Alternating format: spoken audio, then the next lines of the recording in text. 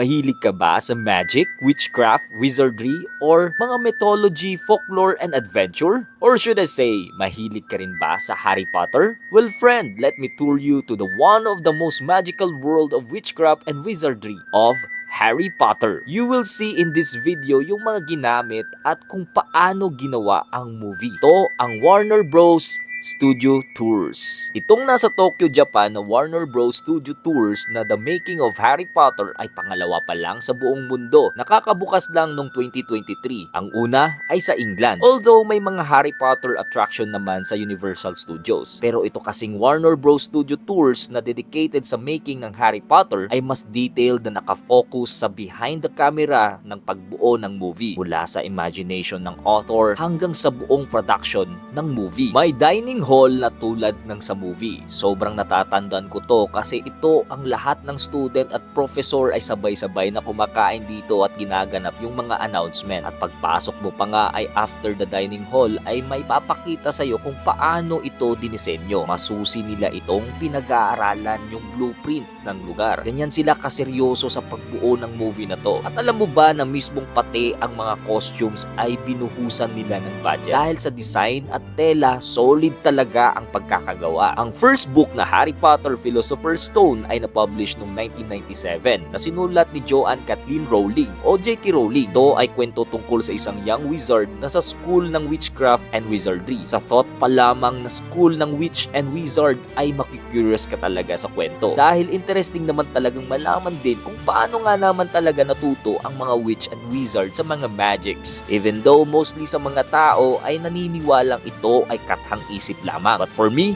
I believe totoo siya. Mahilig din kasi talaga ako sa mga ganitong kwento. In this part of tour nga ay nag-iikot-ikot ako dahil na-amaze ako sa moving pictures katulad nung nasa movie na gumagalaw yung mga tao sa pictures. Di ba nga pati nga rin yung pictures sa dyaryo nila gumagalaw din yun. Dito din yung part na nakita ko yung hagdan na gumagalaw at lumilipat ng pwesto. Kaso nga lang, di mo pwedeng akyatin. Pwede ka rin magpa-video dun sa may booth at para mapasama ang mukha mo sa mga gumagalaw na pictures sa frame. Eh di para ka rin tulad nung nasa movie. Actually, ang idea ng kwento ni Harry Potter ay nabuo sa isipan ni J.K. Rowling noong 1990 pa habang sumasakay siya ng tren from Manchester hanggang sa London. Umabot pa ito ng ilang taon bago pa niya ma-develop ang story at mga character. This proves na di dapat minamadali ang masterpiece. Binibigyan talaga dapat ng panahon dahil alam mong it is a creation that will be remembered for more generations. Tulad ng Mona Lisa, years din ang binuhos para magawa yon. Pero hanggang ngayon, sobrang sikat pa rin ng painting na yon. Sa next na room ay mas madami ka na naman makikita, tulad ng costumes at iba pang characters. Ang nakakatuwa dito ay sobrang detailed ng mga gamit. Yung kapag nakikita mo yung costumes, props at mga effects na ginagamit nila sa movie, ay mako-convince talagang utak mo na nag-e-exist ang mundo ni Harry Potter eh. Ang totoo niyan,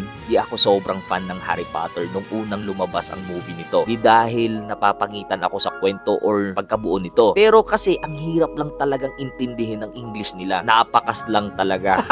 Di pa naman uso noon ng movie yung mga paglalagay ng subtitles. And to be honest, mahina din talaga ako sa English. E di lalo na yung British English, sobrang lalim yan at may mga expressions pa sila na di ako familiar. Isa pa niyan ay syempre bata pa ako noon. Di pa ako gaanong na-expose sa mga literatures. Bukod doon ay wala pa akong gaanong budget para manood ng sine. Mas lalo ko lang na-appreciate ang Harry Potter series nung medyo lumaki na ako kasi medyo nagigets ko na. So para mas mag-gets ko ay pinapanood ko ulit yung mga naunang part. Pero ito ang totoo din yan ha. Paulit-ulit ko pinapanood ito kasi nahihirapan ako mag-gets yung ibang part ng movie. Dahil nga sa malalim nila na English, ginugoogle ko pa nga yung anong meaning ng mga sinasabi nila na di ako familiar eh.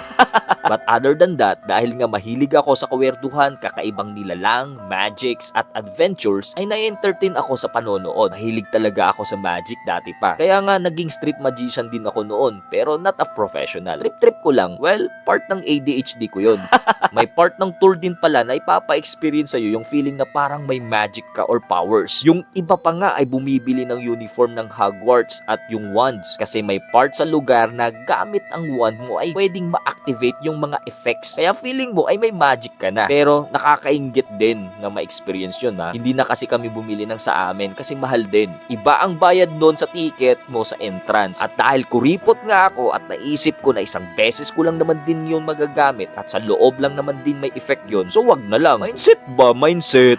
Well, kung siguro may totoong magic yung wand na yun, baka bumili pa ako. Pero may isang magic or power man ako, ang gusto ko ay teleportation. Gusto ko kasi yung nagta-travel at na-experience ang ibang-ibang culture. Kasi sa pagta-travel, madami akong natututunan. Mahilig ako mag-explore actually. Feeling ko nga ang liit-liit ko at sobrang young pa ng utak ko sa sobrang daming magagandang bagay pa na pwede kong ma-explore at matutunan. How about you, friend? If may magic ka or power na isa lang ha, ano yun? Comment mo nga ano yun. By the way, bawat malalaking room pala sa tour ay iba-iba ang makikita mo. At kung may tatanong mo kung may limit ba ang tour, ay wala naman. So walang pressure kung paano mo gustong i-enjoy ang buong experience mo sa lugar. Pero ito lang masasabi ko, sobrang laki ng lugar. May part actually na akala ko yun na yung dulo or ending. Yun pala, meron pa. Dahil bukod sa Harry Potter ay finiture din nila ang Fantastic Beasts. Minsan nasasabi ko din na, di pa pala tapos? Saan ba exit nito? Kasi sobrang nakakapagod din ang lakaran dahil sa sobrang laki ng lugar. Di naman sa nagre-reklamo ako. Sinishare ko lang talaga sa'yo kung ano ang experience ko.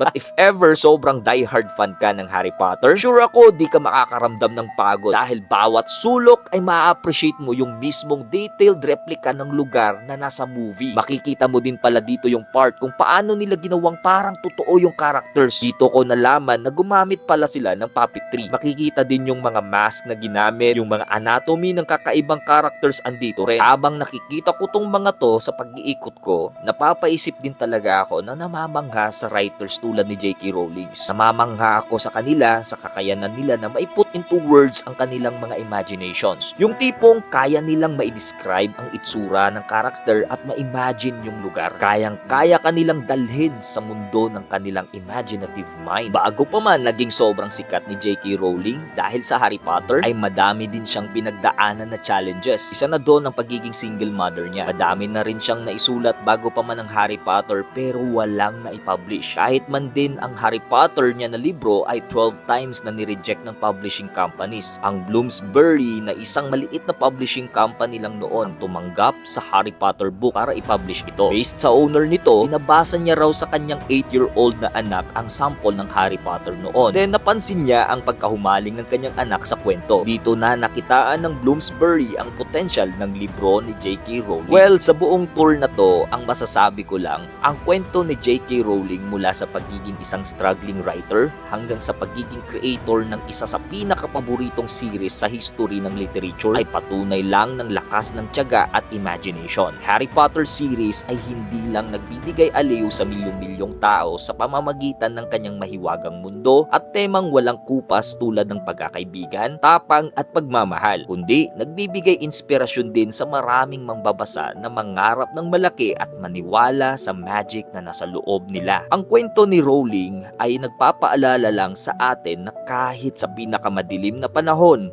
ang pag-asa at pagkamalikhain ang magbibigay liwanag sa ating daan. Well, just a friendly reminder.